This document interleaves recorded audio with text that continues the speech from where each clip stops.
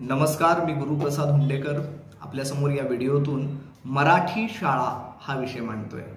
काल शासन निर्णय आला की शिक्षकांना गणवेश सक्तीचा अतिशय चांगला निर्णय आहे, स्वागत आहे या निर्णयाचं। परंतु या निमित्तानं विशेषतः मराठी शाळांच्या बाबतीत काही प्रश्न निर्माण झालेले आहेत माझ्या मनात। जर हे प्रश्न योग्य असतील तर हे शासनापर्यंत आपण सर्वांनी पोहोचावेत, याच्यावर काय उपाययोजना करता येते का हेही आपण पाहावेत। प्रश्न पहिला आहे की हा जो गणवेश सक्तीचा निर्णय आहे तो खाजगी विशेषतः इंग्रजी शाळांतील शिक्षकांना लागू असेल का। दुसरा प्रश्न या निमित्तानं आलाय की या शासनाला आतापर्यंत जेवढे शासन झालेले आहेत त्यांना मराठी शाळा खरीच टिकवायची आहेत का। हा प्रश्न निर्माण होण्यामागची कारण आहेत, अतिशय गंभीर कारण आहेत। मराठी शाळातील शिक्षकांना जे अतिरिक्त कामाचं ओझं दिलेलं आहे नेमकं कशासाठी दिलेलं आहे। मराठी शाळेतल्या शिक्षकांना अनेक जनगणना असेल, सरकारी कामं असतील तिथं जुंपलं जातं। मराठी शाळेतील शिक्षकांना खिचडी, गणवेश, हिशोब या सगळ्या गोष्टींमध्ये बांधलेलं आहे।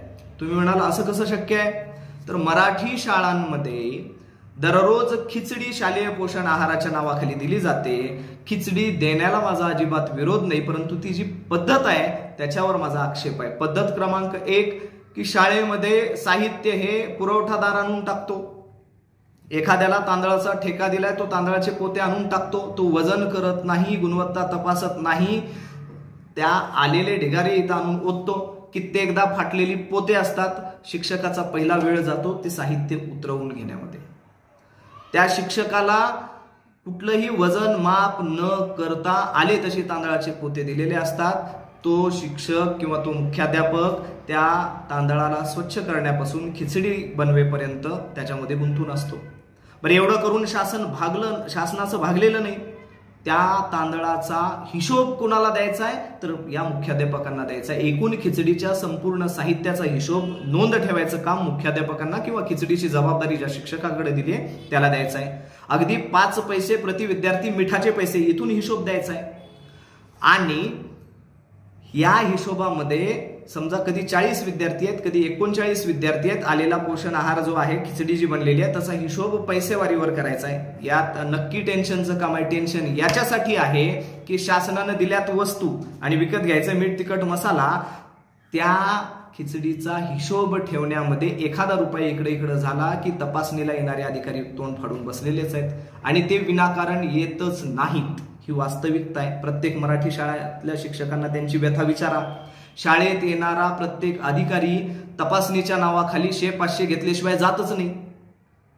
हा गंभीर आहे, पण आरोप आहे आणि याच्यातली वास्तविकता आपण सगळ्यांनी पडताळून पाहावी। दुसरा आहे की गणवेश, बूट, शैक्षणिक साहित्य हे देत असताना शासन काय करतं की ठेकेदार नेमलेले तिथून जाऊन घ्या। 8 दिवस गणवेश आणि बूट आणण्यात शिक्षकांचे जात आहेत। ह्या इतक्या पद्धतीचा दबाव त्याच्यावर आहे। निश्चितपणे तो काही हिशोबनीच नाहीये, तो एखाद्या विषय शिकवण्यासाठी आलेला शिक्षक आहे। त्याच्यावर जर तुमचा विश्वासच नाही तर तुमचं तुम्ही आणून द्यावं शासनाने। एवढ्यावर भागलं नाही। मराठी शाळांमधल्या शिक्षकांना एवढं कामाला जुंपताय, दुसरीकडे इंग्रजी शाळेबद्दल शासनाचं धोरण काय आहे, तर आरटीईच्या नावाखाली ज्या सवलती मिळतात तिथं हजारोनी शासन फीस पे करतंय इंग्रजी शाळांना। गरीब विद्यार्थ्यांना दर्जेदार शिक्षण मिळालंच पाहिजे, त्यात शंका नाही। माझा चुकीचा अर्थ आपण काढू नये, पण मला हे म्हणायचं आहे की मराठी शाळेमध्ये चांगलं गुणवत्तापूर्ण शिक्षण मिळावं याच्यासाठी काय करताय, काहीच नाही। अगदी शासकीय कर्मचारी असतील, लोकप्रतिनिधी असतील, यांचा कुणाचाच मुलगा हा मराठी शाळेत शिकताना दिसून येत नाही। हे जे धोरण आहे हे कुठेतरी मराठी शाळांना मारक आहे। कसं चालवणार आहेत शिक्षक शाळा? अरे द्या ना स्वातंत्र्य। आमच्या मराठी शाळेतील शिक्षक इतके कर्तृत्ववान आहेत, त्यांना फक्त शिकवण्याचं काम द्या। तपासणीला आल्यानंतर तुम्ही हिशोब तपासून 2 पैसे मिळतात का हे बघू नका, तर गुणवत्ता विद्यार्थ्यांची तपासा। दर महिन्याला यावं, तपासावं की काय कोणते धडे शिकवलेत आणि पुढच्या महिन्यात त्याच्या पुढचा भाग प्रश्नोत्तर विचारावीत। हे कुठंच होत नाही। पूर्वी होत होतं, आता असं कुठंच होत नाही। आलेला तपासणी अधिकारी पहिले रजिस्टर बघतो, कारण शाळेमध्ये काय गोळ चालू आहे, आणि विनाकारण या शिक्षकांचं मानसिक खच्चीकरण होतंय असं मला वाटतं। दुसरं, या शाळातील शिक्षकांना कधी जर योग आला शिक्षण विभागामध्ये जाण्याचा, कुठलंच काम यांचं फुकट होत नाही। अगदी पेन्शन जी हक्काची वर्षानुवर्ष मेहनत केलेले कष्टाचे पैसे पेन्शन रूपी मिळणार आहेत, ती पेन्शन मंजूर करायला सुद्धा पैसे द्यावे लागतात. म्हणजे इतके या शिक्षकांची पिळवणूक होते आणि वरून समाजात या शिक्षकांची प्रतिमा काय, काही न करता पैसे घेतात, यांची प्रतिमाही मलिन केली आहे. याला जबाबदार कुठंतरी शासन आणि आपण आहोत, हे आपण मान्यच केलं पाहिजे. एकीकडे इंग्रजी शाळांना चालण्यासाठी आपण पैसे देतोय, बरं या शिक्षकांच्या बाजूनं कुणीही बोलवायला तयार नाही. गणवेश असेल, खिचडी असेल, सर्वे असतील, विविध काही कामं असतील, या कामातून आमच्या मराठी शाळेतील शिक्षकांना बाजूला करा. मराठी शाळेतल्या शिक्षकांना फक्त 1 वर्ष शासनाने प्रायोगिक तत्वावरती फक्त शिकवू द्यावं, अतिरिक्त काम काहीच देऊ नका. तुम्हाला खिचडी द्यायचे घरपोच नेऊन द्यावं शासनाने. आमच्या मराठी शाळेतील शिक्षकांना यातून बाजूला काढावं. मराठी शाळेतील शिक्षकांनी वर्षभर फक्त शिकवावं, एवढंच काम द्या आणि मग रिझल्ट बघा. जे तुमचे रिझल्ट आहेत, स्वतः शिक्षण मंत्री मराठी शाळेत शिकलेले आहेत. आतापर्यंत झालेले महाराष्ट्रातील सगळे शिक्षण मंत्री, मुख्यमंत्री हे मराठी शाळेतून शिकलेले आहेत.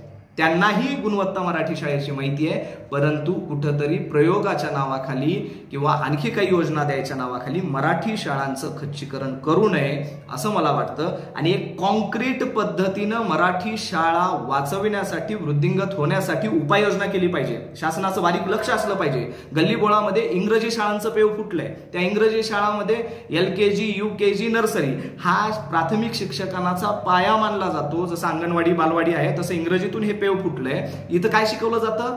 हिंदी. मराठी अजिबात शिकवत नाही. का? तर त्यांना कुणाचीच भीती नाही. ते म्हणतात आम्हाला परवानगीची गरज नाही, आम्ही शासनाची परवानगी घेतली, तुम्ही सांगायची गरज नाही, आम्ही मराठी शिकवणार नाही. आणि शासन म्हणतं की LKG, UKG किंवा प्री प्रायमरी स्कूलसाठी आमच्याकडे कायदाच नाही.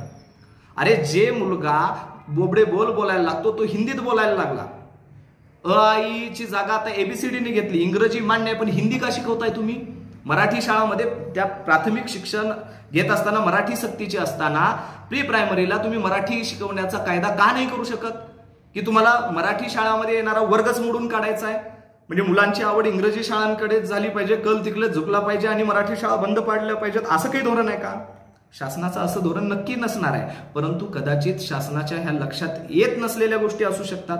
काय आहे हे शासनाने ठरवावं आणि आमच्या मराठी शाळा जगण्यासाठी आणि मराठी शिक्षकांना स्वातंत्र्य देऊन फक्त शिकवायचं काम देण्यासाठी ज्या काही उपाययोजना करता येतील त्या आपण कराव्यात, ही या व्हिडिओच्या माध्यमातून आपल्याला विनंती आहे. माझी मागणी जर योग्य असेल तर आपण सर्वांनी समर्थन द्या.